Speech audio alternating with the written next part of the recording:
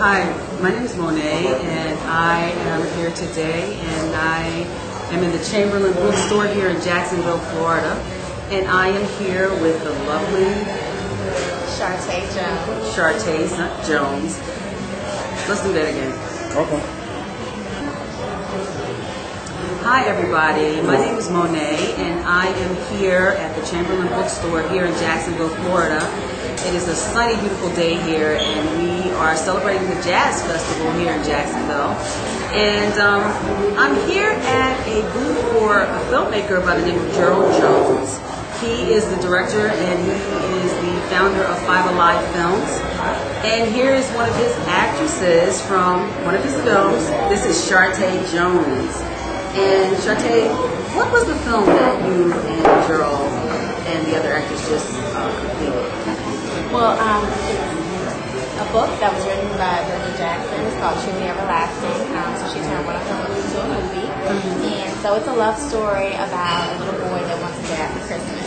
And so, yes, the love interest in the movie, they hated each other from childhood. And so in the movie, they kind of come together and work things out for this little boy, and they become a family at the end. Wow, yes. Wow. So what was that like for you? Like, are you originally from Jacksonville? No, I'm originally from Atlanta, Georgia. Oh, okay, you're from Atlanta. Yes, so I was actually coming back and forth to the movie. Okay. In the movie, my character, I played a lawyer, which is a little different from my personality. You know, I'm normally goofy and funny. Some people might consider me an airhead at times, but you know, so it was a little different. I was more strict and kind of uptight, and you know, to the point. It was a really good experience. Really? I enjoyed it. Oh wow. So what other sort of things have you done as far as like the film business or even television or just acting period?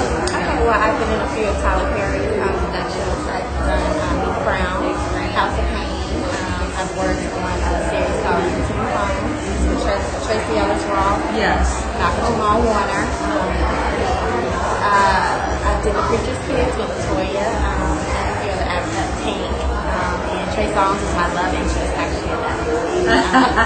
So I could imagine. That was pretty nice. And let's see what else. I've done some commercials, and you know, I've been acting for a little while, about 5 years. What made you decide to go into acting? Because it is such a fickle field, actually. Right. And like if you get parts, it's like, oh my goodness, you're like so fortunate. Right. So what made you decide to actually go into it and then be serious about it? Well, I think, you know, it started when I was a child. I always loved being in front of the camera. I loved dancing, singing. Well, trying to sing. But I think the love started when I was a child, and then I really started to work on my craft in high school and in college. Okay.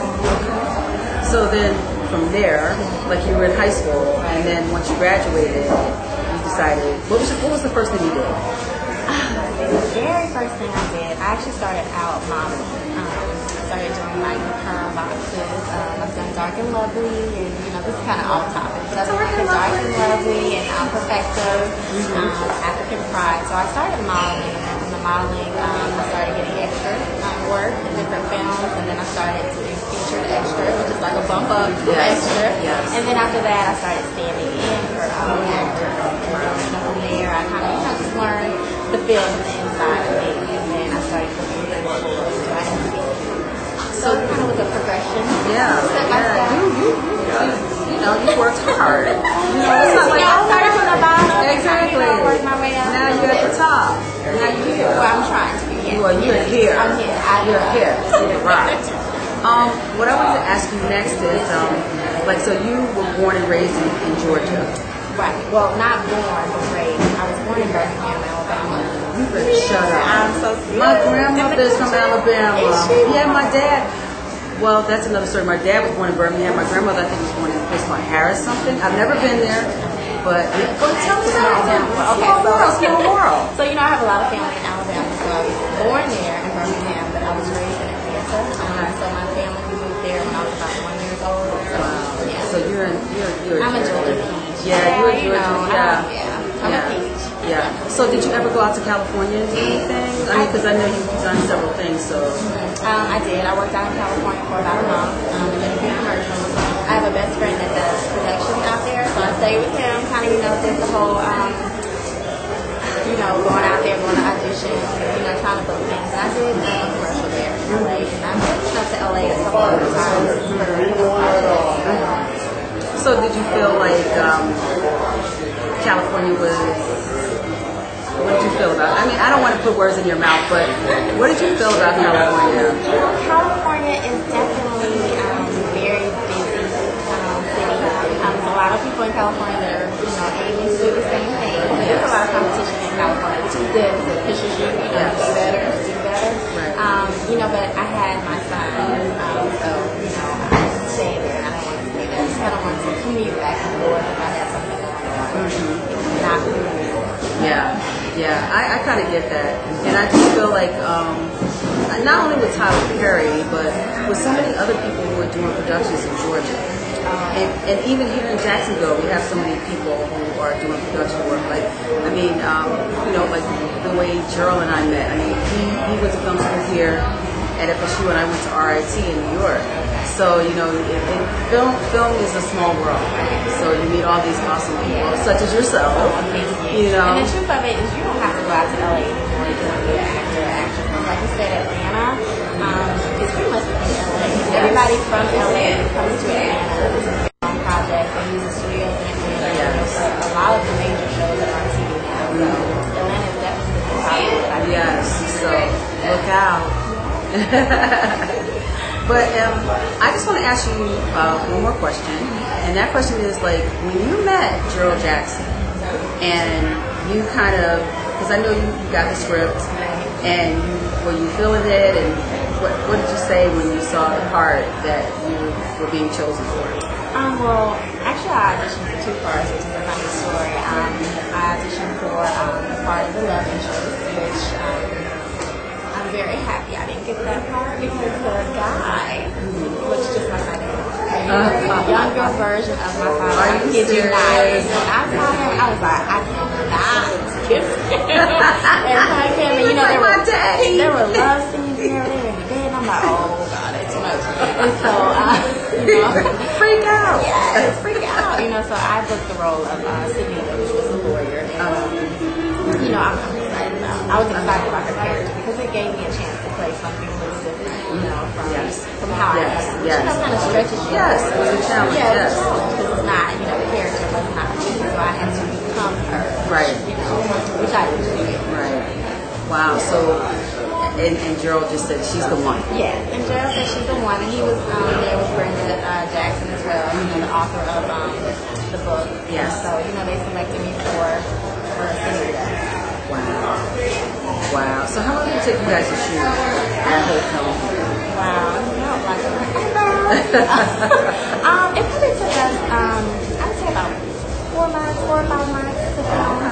Okay, that's not bad. No, it's not bad. That's not bad. You hear some sets are like years. Right, no, it didn't take that long. It was about 4 or 5 months. And I didn't film every single day, so I had breaks in between. It was nice. Well, I'm gonna tell you, you are just so awesome. Honestly, you are so the realist, and that's what we need, more real people who are actors, because it's a field that is it's a little tough. So it's always good to have some smiles and just that love, for the creativity of it. And we are Born to Motivate Productions, and this is the show Copaesthetic, and we are so happy to have Shartae with us. And I'm looking forward to being one of your films. I know that you are a writer as well. I'm a filmmaker. I'm a director, writer, scriptwriter, whatever. I let it happen. A little bug in your ear. Yeah, I heard you. Did you hear that? I think everybody heard it. So we want to thank you so much for taking your time and just giving us, the best of who you are. We really appreciate you. And that's a wrap.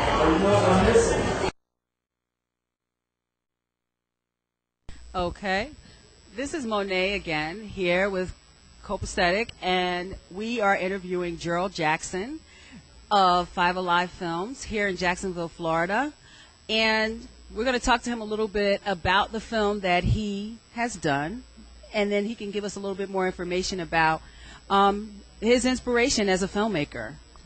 So you want to having me? Oh, I am I'm so glad. I'm a big fan of yours. Okay, I'm a bigger fan of yours. Oh, I appreciate the compliment. I'll take it in the spirit which it was given. Seriously, thank you for calling me out. I appreciate you having me. Oh, you are so welcome. You are so you. welcome. I wanted to get a little bit of information about the film. Okay. And if you could tell me a little bit of what inspired you. And I know that your mom is Brenda Jackson, and wow. she's the writer. Isn't she awesome? She is magnificent. Yes, she's a wonderful lady. Well, I remember my mother's been writing for almost since I was a child. And I remember when I told her I wanted to be a filmmaker, she says, well, one day I'm going to turn one of my books into a movie. Of course, my first reaction was like, yeah, right. Do you realize what goes into doing a feature film? But when she has her mind set to something, Miss Jackson to do it. She went through books and makes one she thought was best for a feature. So she ended up on Chillas. Yes. A lot of it inside, and she always wanted to support Jackson filmmakers. Yes. So she thought work for film or film at that time. So she decided to do it was fall 2009, and we spent 4 or 5 months of pre-production. Supervision. What's that word? Supervision. Whenever we do that screenplay, and the author of your in your house or right into you, it's a little challenging, very challenging, but it was the process of, as I was watching them, and if they want to adapt a project or adapt a piece, you have to realize it's quite a process. It's a process. You write the script, and then you submit it to, in this case, Miss Jackson, and she says, this is horrible. So she gives her notes, and you go back and forth, and that took about 3 to 4 months process. Wow. Wow. Yes. What I did was this is actually the book right here. Yes. And I had to read it 3 or 4 times and pick which dialogue worked, and one of the main things she told me from the beginning, she wanted as close as the book as possible. Okay. Black Entertainment Television actually turned one of her books into a movie previously, and it didn't turn out as well as she would have wanted. So they took a little bit of the meat out of it. They took artistic liberties. Okay. That particular part. Okay. And artistic liberties was not what Miss Jackson was pleased with. Right. So she decided the next one that would be done on her book should do herself. And she had full control over it, and we worked really close with it, and I think it turned out very, very well. Awesome. We spent 4 months writing it. After that, we did 2 to 3 months of pre-production. For those out in your audience who might not know what pre-production is, that includes budgeting, hiring the crew, getting the ATL, BTL, interviewing, and location. And let me interject. Yes. Not like getting a camera and just shooting. No. You can't do that. No, we're talking about filmmaking. Yes. It was. We spent probably March to July, looking into locations, contacting people, interviewing, budget process. It was, buying props, budgeting for props, getting wardrobe, location, casting. Yes. Ooh, goodness gracious, that was another ordeal. For example, for casting, we spent 4 days, 2 full weekends, and we looked at over 100 actors and actresses. Wow. And of course, in Jacksonville and in Atlanta? All over the country. All over the country. And we actually ended up with, I think, stellar group of actors and actresses. Awesome. Kenny Rogers, Omar Dixon, Shartae Jones, as well as Michelle Mickey Marbra, as well as Makai Marbra. Wow. Just a whole, Kimberly, a whole crew of fantastic actors and actresses who we thought would best put the book in the best light, and in the end, I think we had a good product. Yes. And again, what's interesting about independent film wasn't our shooting schedule was not like feature filmmaking, which they have millions of dollars of budgets who can film every day. We actually had to. We worked around our actor schedules, our crew schedules. We filmed at night and on weekends. Yes. So a lot of the actors. That is so trying. You can see that again. I worked during the. I would work during the day. Actresses and actors like Shartae would work during the day. She'd commute back and forth to Atlanta. Wow. On and off and dedication. Do the film. Kenny Rogers, our lead, would commute back and forth to Tampa. Michelle Mickey Marvel would commute back. They would commute back and forth, and of course we had a really detailed schedule that would hopefully assist, that helped with that. But it's an ordeal for everyone involved. Exactly. Yeah. And then for you, you know, goodness gracious. as the person who is like, you're giving birth to this whole thing. Birth indeed. It was definitely a lot of hard work. A lot of hard work. I started again September of 2009, and I worked on it every day till 2 years later. You know, I know. You can find it's hard to believe. Although it's been premiered, it's on DVD, I'm still working on it. Wow. Things like pushing it. I'm here at the Jacksonville Jazz Festival. Yes. I'm outside selling it. The Yes. copies. Hustling. Yes, I am trying my hardest. And, you know, I have friends who do independent features like myself, and they're still working it, even though they're done, it's in the can, they're still, it is, I was watching an interview by Steven Spielberg, they're your children. They're your children. I can see how. Exactly. Of course I was confused, how can a movie be your child? Yes. But in the end, you can't just drop it. You can't just drop you might it. move on to the next project, but all the blood, sweat, and tears that went into this, and again, I'm still working on it. You are so speaking, like, as far as myself being, you know, Born to Motivate Productions, it's like so many people ask me to do different projects. They're like, well, can you do this? Can you come over and shoot this? And I'm kind of like, I'm not trying to be rude, but a lot goes into the process. It is. I think you said the word. It is a process, and the more detailed, the more work that goes into the process, that basically states the end product. And of course, you know, as we know, Monet, filmmaking is not rainbows and bubblegum, but but there are hiccups once in a while. But yes, the thing about pre-production, you try to best prepare to avoid and prepare that so that won't happen. But of course it does. It's inevitable. Things happen. Things happen. I mean, when we think about filmmaking and back in the day, when Dad would take the Bolex, and he would take the family, bring a picnic basket, Mom would get prepared, and Dad would just be shooting film, not the videotape, but film that has to be developed.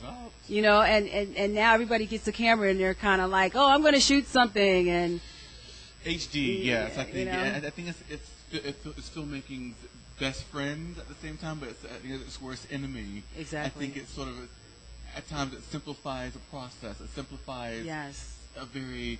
I think we spoke about this the other day. Filmmaking is a language. Yes. And it's a visual and auditory language to tell a story. And I think I don't want to say cheapening, because I don't want my filmmaker colleagues to Twitter hate me, but I think by cheapening the process, I think it sort of takes away. It can sort of take away the work, or the hard work, or the artistic sensibilities. Yes, exactly. I so agree. But at the same time, it's your best friend because you can get your stuff done for cheap. So, and actually, this film was shot on high definition video. We filmed on Canon 7D, which is an inexpensive camera that is out there. We actually did do it on that, and a lot of my other filmmaking colleagues are actually also doing the projects on Canon 7Ds, Canon 5Ds, and things that are similar. Yeah. Yes. Let me ask you this: what would you say to budding filmmakers that are here in Jacksonville? Yes. I'm specifically speaking in Jacksonville, okay. Because I'm going to tell you a little quick story, right quick. Okay. My cousin sent me a video that a young lady who is actually in college now shot a little video for some people, and it was quite dark. Okay. Like dark mood or dark lighting? Dark lighting, but let me say this: when they told me the film was dark, I'm thinking the whole film was dark, but it wasn't, because part of it was shot in the day and the other part was shot at night. But in essence, I did say to her, there is a feeling that I get from how you shot that evening shot, because I'm going to build up that actress. I mean, I'm going to build her up. But what do you say to filmmakers who are thinking about going to this field? Because one thing we realize, Jacksonville is a place that even Jackie Gleason was started filming here in Jacksonville. So to me, that's going back. So we say that what we should do. Running because it's as the country and the artistic sensibilities of our city improve. What's great about Jacksonville, there are tons of opportunities out there. There's a ton of locations out there. And which are everlasting. We had the fake Houston, you know, we did it here in Jacksonville. Awesome. You know, my advice to you is maybe to for filmmakers out there is to work underneath someone. Because there are a lot of things to learn. Intern, there are a lot of really awesome production companies out there to work with. Of course, you can go to the library.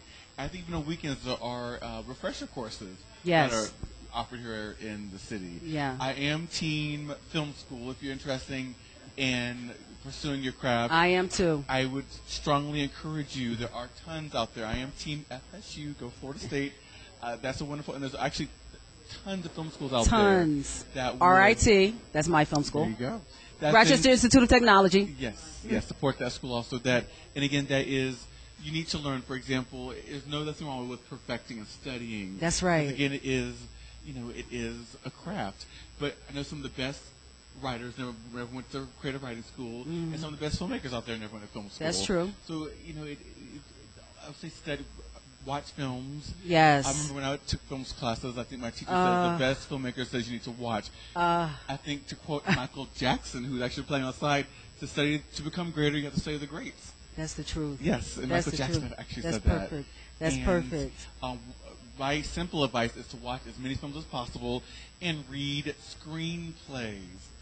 The libraries here in Jacksonville have a plethora of screenplay. I think the one actually down the corner over there have a plethora of screenplays you can read, because screenplays are actually how it's writing in a visual language. Yes. So you have to be able to. I cannot tell you, Monet, how many times people say I want to write a screenplay and I see it and it's not in screenplay format. Yes. And I would advise even watching a movie and then reading the screenplay and doing. That's what I had to do in film school, was comparing the screenplay to the visual result, doing things like that. Yes. Working with other filmmakers. I would even. I really encourage that. Yes. I don't want to cut you, but Not I mean, a I problem. encourage working with other filmmakers. Absolutely. Because no man or woman is an island. I learned that in film school. When I was in graduate school for film, I went to the undergrads and asked the undergrad film students to help me. Right. You know, I mean, you have to reach out. Exactly. I would also, I think JU has developing film studies program. University of Florida has developing film studies program. I know FSCJ has some film studies courses.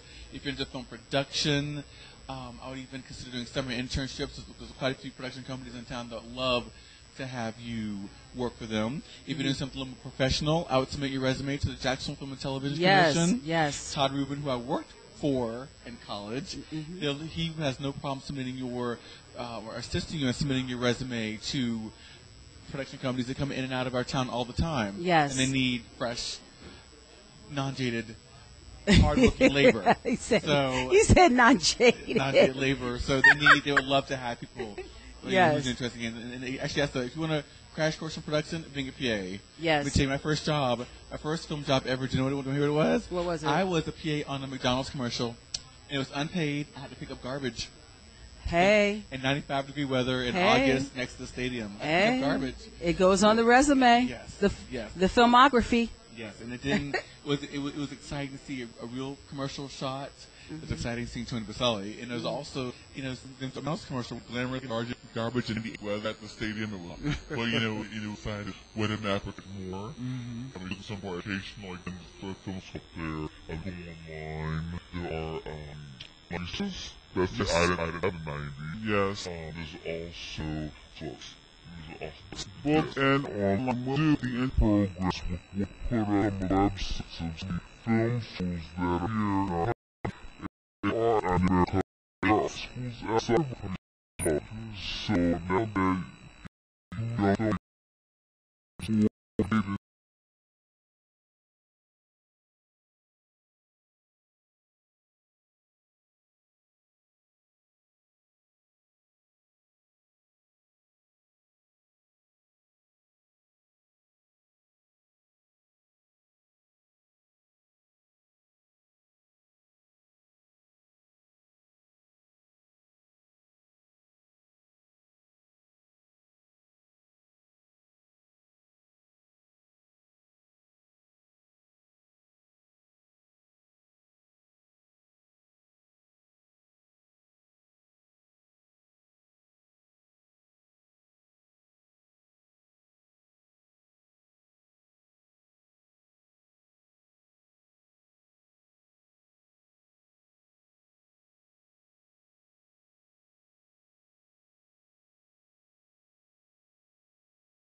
And she pretty fabulous online to every albums and if you want to be hooked up that making this entire online called Cine City Jacks.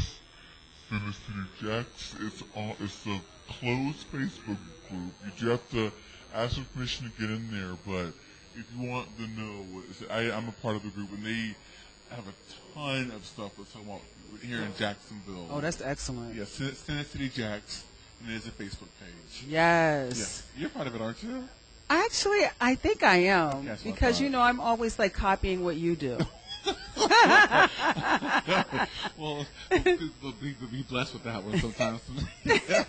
So we thank you so much, and we're going to It's a close pleasure. out. Thank you so much, and I really just thank your actress, and she just Is she beautiful? Shartae, she's so awesome. gorgeous?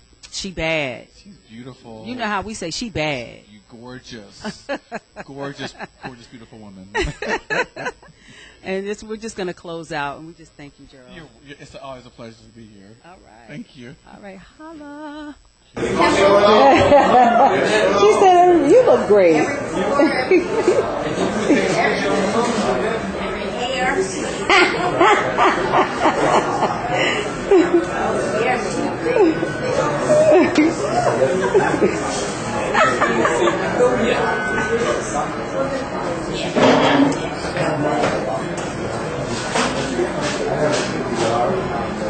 And I'm gonna need.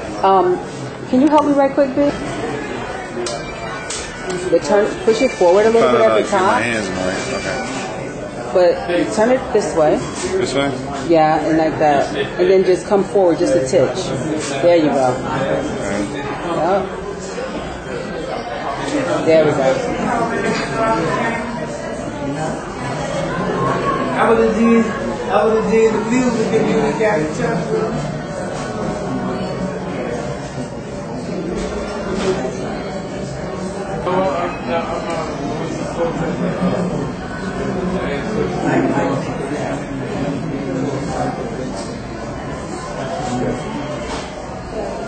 This is so cool. You are the group who come back to Texas. Yeah, you can come back here anyway. Just zooming in on it. Drink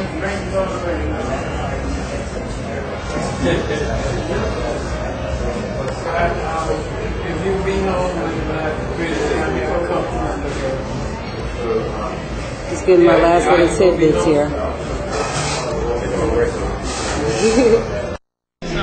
Okay, it's on. Can you hear us testing? 1, 2, 3 testing. Can you hear us?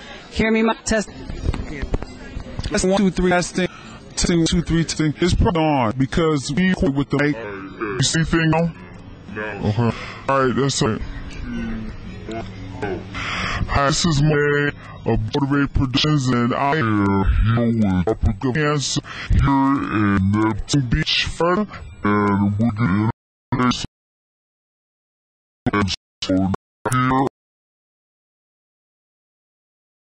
here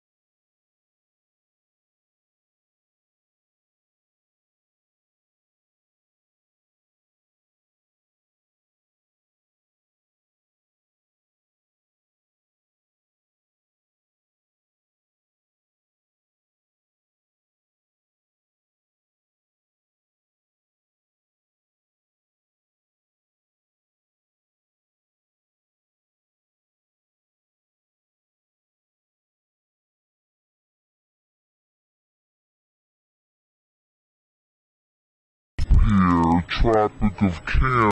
Alright. And we see you have an album here. Okay, this is India. This is our second actual album. This one is dedicated to one of our members who passed a while back, Brian Hicks. He was our saxophone player, flute player, kind of one of the founders of the band. Wow. He passed. The member of your band? Brian Hicks, he passed with cancer, I believe, 3 years ago. And we kind of, still play in dedication memory of him. We do a lot of charity events with cancer. We do a lot of runs for cancer, Free to Breathe run, a lot of those things. A lot of our guys are runners. And that's just kind of what we do. We kind of like to play music. Yes. And like to do benefits to help somebody. I mean, so if the music can't help, then maybe our plan can help raise money for different worthy causes. And that is so awesome because my mom passed away of breast cancer. Wow. And she was only 47. Wow. And so it's so important, that's so important that those type of causes are addressed and sponsored by people like yourself and your band, because my mom passed away of cancer and she was only 47 years old. Wow. So, I feel like that is something that I feel we can't drop the ball on that. Right. You know what I mean? So I respect you guys for that. Thank you. I just wanted to know what's some of the future endeavors for the band right now? We're working on, we just went in the studio maybe a month ago, putting some more things together. Some of the songs you heard tonight that we haven't recorded, and then some that we recorded, and we've tweaked it. We've changed personnel, added some few new things. Sean on vibes, Eric Green was our sax player who couldn't make it today, but, so we kind of revamping some stuff, doing some more things, writing, and some spoken word. It's awesome. It's basically, awesome. we do a lot of music, but we're going to add a little more spoken word to it, too. Let me ask you a question, if I may, that we can edit in as her asking or whatever. Okay. Did you write who wrote the song Lisa? Answer her, please. That Lisa Grass is one of my poems. That was kind of my dedication to Brian. Brian was one of those guys that kind of did like Lee's. He just grew. He was always evolving. And when he passed, I sat down and wrote that. That was a song we already played as an instrumental. And I fitted some words in, talking about Lisa Grass, just grow. All they need is just a little spot of earth and some water, and just grow just for the sun. We're giving up to one on the side, we realize. And I truly believe that. And I'm going to very quick before you go to give us one little of your word, just a key. Time system though but in time we should all know us.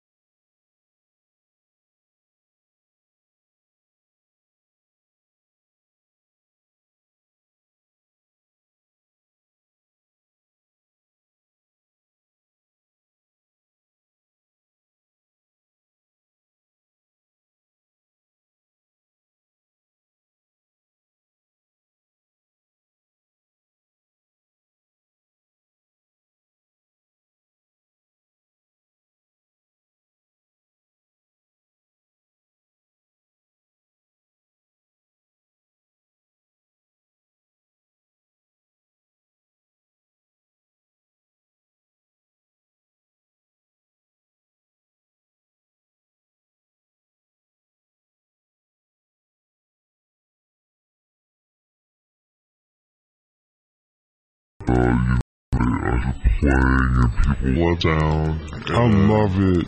And then Jason asked me to play with the group on a full-time basis. A couple of times I would just sit in, just not knowing what I'm doing, but anyway, and it was a lot of fun. The group is just very organic, you know. Yes. People ask, what kind of group is it? Well, it's Tropic of Cancer. Yeah, exactly. And so it's been around since 2000, and it's had such a wide variety of musicians that will come and play. You know, that have been part of the band in the past, and I'm very lucky to be part of this band. And it's so awesome to know that you went locally here to Douglas Anderson, and you're actually living out what you went to school for. Absolutely. So that's really awesome. I'm very thankful because the arts is. It's been able to give me a firm background in handling everything in regular corporate life as well. Exactly. And giving us an appreciation to handle other stresses. Yes. And just channel it in other ways. It's awesome. Really, yes, really I agree. We need the arts. Yes, we really do. And I am so glad to have met you, Sean, up close and personal. Thank you. Thank you so much for sitting down with us. It's my pleasure. And we look forward to seeing more of your music. Yeah. All right, we're back, and we're here with Chris, another member of the group Tropic of Cancer. And I saw you on that, was that the bongos? Right here. The bongo. What is that? Another instrument? Yeah. So it's a box called a cajon. Essentially means box in Spanish. Are you serious? It's one of the most simplistic. Just laid down some awesome vibes for us. Go ahead and get another couple quick words. Just get another couple quick words. Okay. I'm going to get just another concise version. Okay. Let me ask you, Chris. Are you from Jacksonville? Yeah, I am from Jacksonville. So where'd you go to school at here? Well, I recently graduated from Jacksonville University, so I did the music composition program there. What? You graduated from JU? Yeah, JU's pretty cool. Oh my goodness, yes. It's a hidden gem. There's a lot of music going on in JU. Really? I didn't know that. All I could think is football. I mean, when I came to Florida, all I could see is football. Yeah. So, wow, you're giving us another aspect of Jacksonville. JU has the music going on. They got it going on. All right. Hi. And what's your name? What's your name again? Colin Westcott. Colin? Yeah. Westcott. Okay. Is your mic on? Yeah, it's on. Thank you so much, Alden. Okay, Colin, you need to get a little bit closer to me because we're having some seismic issues with this camera. Yeah, hold the mic close to your mouth a little bit. Okay, Michael, I am here with Colin Westcott, another member of the group Tropic of Cancer, and I saw you back there doing the drums, and it's like you're almost in another zone when you're playing. Yeah, well, I mean, listening to these guys play, it's easy to get that way. Just lay it down for them and let them do all the magic. Oh, how long have you been with the group? Well, Jason and I started about 10 years ago. What? You've been with the group for 10 years? Probably longer. I think it's actually close to 13 now, yeah. Are you kidding me? How did you meet? I mean, was Ryan in the group then as well? No, Jason and I were friends, and I had been playing with other bands, particularly rock and a lot of other music. And, we decided to go in and record some of his stuff that he was writing, and just drums and guitar. It sounded good, and then it went from there. We got this guy, Brian Hicks, who was our sax player and best friend, recorded us and played with us for a long time. Okay. Before passing away, and then now it's this current lineup here. This is probably one of the best lineups we've ever had. Wow. And I saw you there also at the jazz festival. Yeah. And the way we were positioned, we were trying to go all over the place so that we could see you guys. And I'm like, I need to get that drummer in the back because you just were jamming. Oh, thanks a lot. I mean, you were awesome. Yeah. So, what are some of the future things that Tropic of Cancer is going to do? Do you know? Well, we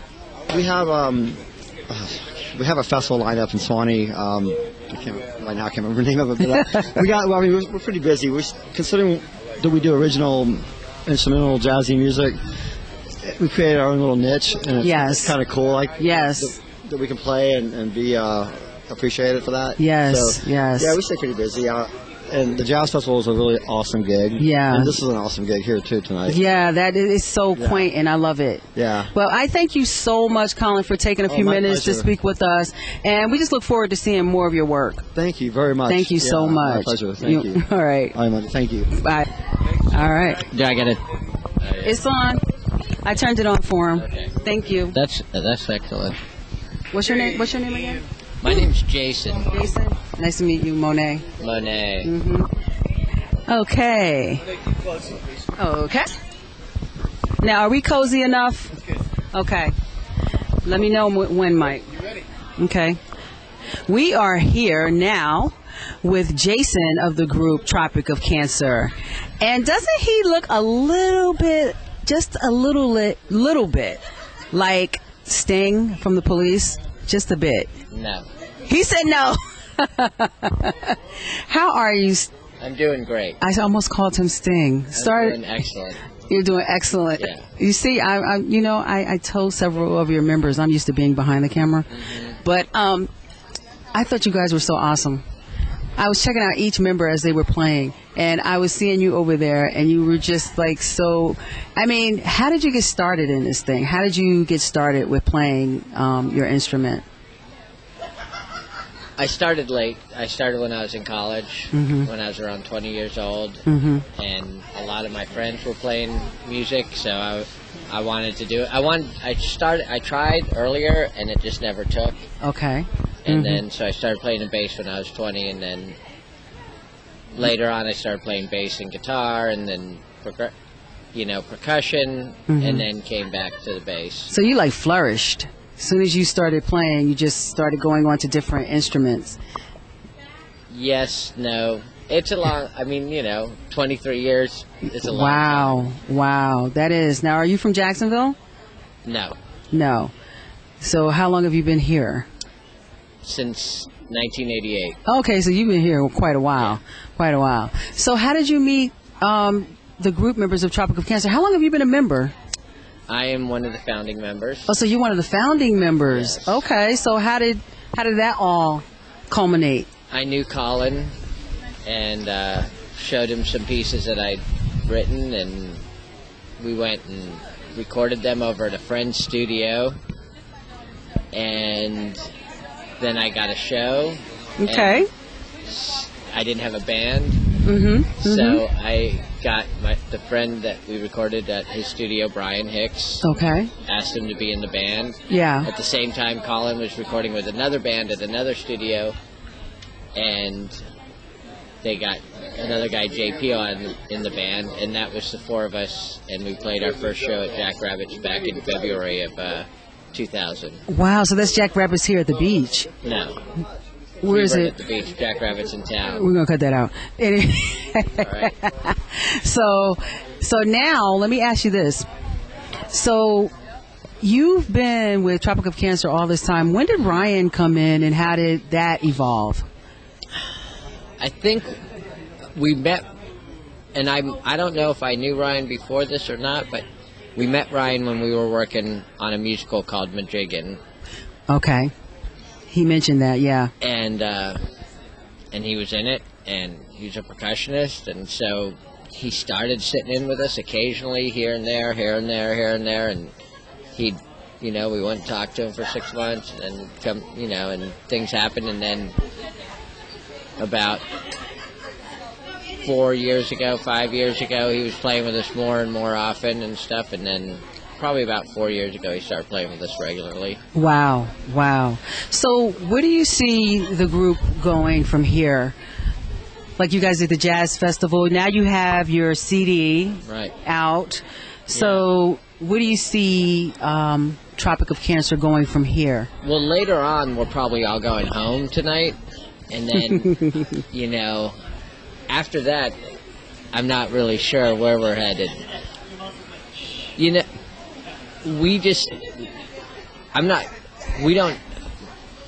don't have any expectations. We do this because we want to do it. Yeah. And we're just going to keep playing, and I'm going to keep, we're going to put out more records, and we're going to keep playing shows, and, if opportunity arises, we're going to take advantage of that opportunity, and if it doesn't, then we're just going to keep playing. Keep playing because you love it. Right. But I'll tell you right now, I just see... just listening to you guys at the Jazz Festival, listening to you just now, this is a kind of music, like I was kind of raised on jazz music, and I just feel like listening to this, I want to put it in my car, and I want to listen to Tropic of Cancer. And I'm being honest. Right. Well, so here's what I'm going to say is, if we were doing this and we were all 25 or 22, then we would have, we would be like, okay, let's go tour, let's go do this, let's go do that. Right. But now it's like, we're like, okay, let's go do a couple dates over here. Let's right. We have jobs. Some of us have families. Right. Some of us have businesses, careers. So we play the shows that feel right. Right. Let me interject a question. Yeah, go ahead. Okay. I need to respond to her. How are these albums you guys have been doing selling? How many have you had previous? How have they been selling? Are you gaining some viewership? Go ahead and respond to me. Well, we recorded one album back in 2002, or put a record out in 2002. Okay. And we only made 200 copies, and so I've got to reissue that because there's people that have burnt copies and stuff, but it's not really out there. And then this record, we've sold maybe a few hundred copies. Okay. Of it, and it's selling online. Yeah. And it seems to be selling more, but it's like, the difference between selling, 10 downloads a month to 15 downloads a month or whatever is not that great. So it's very hard to gauge it. Yeah, it's a different world online. Yes. Now let me ask you this about the CD. Why did you guys name it India? We named it India because I didn't have a name for the record, and that was the title track. And India was a poem that was written by Brian Hicks, who was our old saxophone player who died. Yes. Back in 2010 from cancer. And he wrote a poem, and then we had Al Letson read the poem, and we played music that Brian's saxophone behind it. So we decided to make that the title track, name the record after that. That's where we came up with it. Well, I believe that you're going to sell a lot of these. I'm not trying to I don't know how to put it, but I really like this. I like this CD. Well, thank you. So I thank you so much for your time, and want you to know we really appreciate it tonight and the Jazz Festival. Well, I appreciate it. I appreciate you guys doing this, and thank you. You are so welcome. You guys are going to see us. You're going to see Copaesthetic, and you're going to see yourselves and some of the other stuff we did at the Jazz Festival. Awesome. So, yep.